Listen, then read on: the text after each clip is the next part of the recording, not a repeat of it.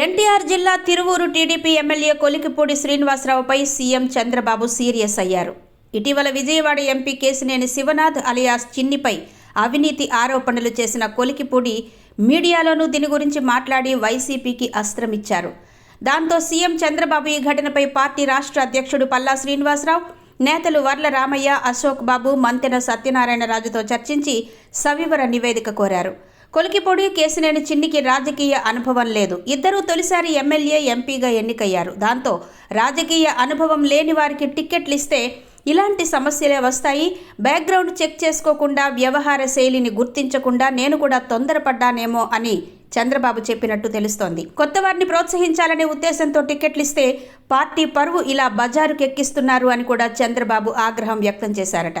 MLA, ఎంపీని పిలిచి వివరణ తీసుకుని తనకు నివేదించాలని, లండన్ పర్యటన నుంచి తిరిగొచ్చాక వారితో మాట్లాడతానని క్రమశిక్షణ కమిటీకి చంద్రబాబు చెప్పారట.